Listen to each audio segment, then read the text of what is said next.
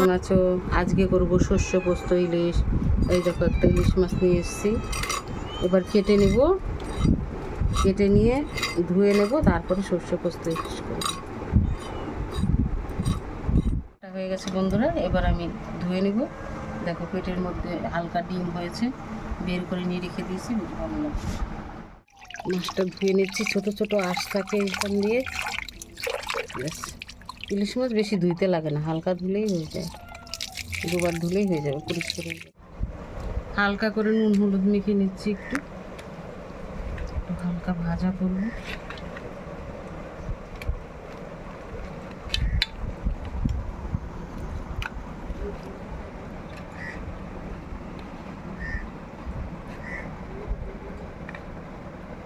ইলিশ মাছের গন্ধ ছেড়েছিল বন্ধুরা। এর মধ্যে যে সর্ষে পোস্ত নিয়ে নিয়েছি, 4টে কাঁচা লঙ্কা নিয়ে নিয়েছি। আমরা বেশি ঝাল খাই না, তোমরা যেরকম ঝাল খাও সেই বুঝে তোমরা লঙ্কা দিয়ে নেবে। এইবার আমি এটা একটু ভিজলে একটু ঢাকা দিয়ে রাখবো, একটু ভিজে গেলে আমি এটা পেস্ট করে নেবো। মিনিট ভিজিয়ে রেখেছিলাম, এবার আমি মশলাটা বানিয়ে নেব।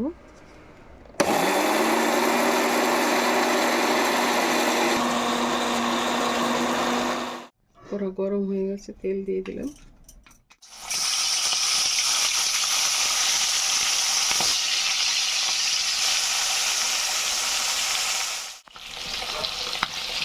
একবারই উল্টে দেবো, ভারী মাছটা একবারে উল্টে দেবো। ইলিশ মাছ বেশি ভাজতে লাগে না।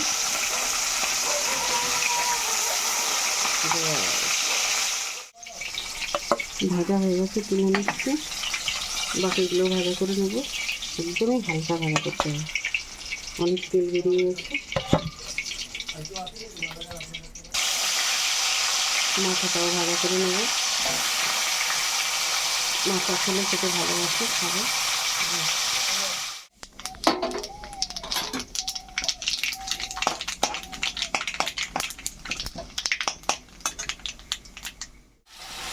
বাটা মশলাটা দিয়ে দিলাম। ফোড়নে দিয়েছি 2টো শুকনো লঙ্কা, তেজপাতা, কালো জিরা, আর এই যে পোস্ত আর সর্ষে বাটা।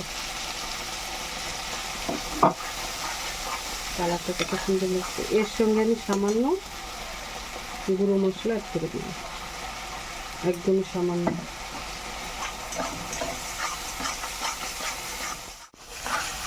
মশলা কষানো হয়ে গেছে, একটু তেল ছেড়ে দিয়েছে মশলা থেকে। এই মশলা বেশি কষাতে লাগে না। এবার মশলার বাটি ধোয়া জল দিয়ে দেবো।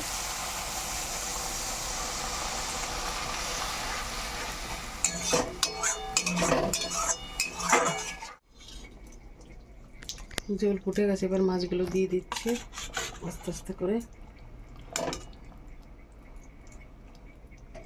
আঁচটা বাড়িয়ে দিই। মাছগুলো কাটা মোটা মোটা হয়ে গেছে।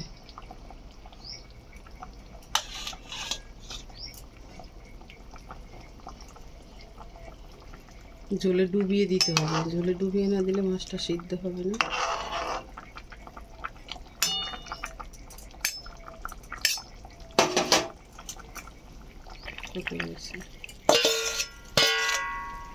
ঢাকা দিয়ে দিচ্ছে।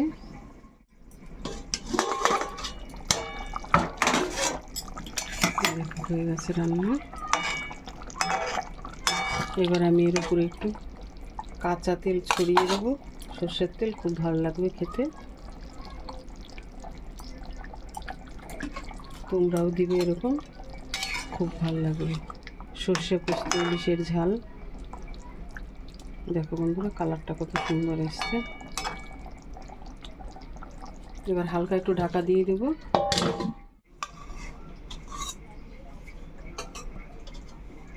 যে রান্না হয়ে গেছে বন্ধুরা, তোমরা এসে পড়ো। এবার আমরা তো একটু ঝাল পছন্দ করি, তার জন্য একটু লঙ্কা দিয়ে দিচ্ছি।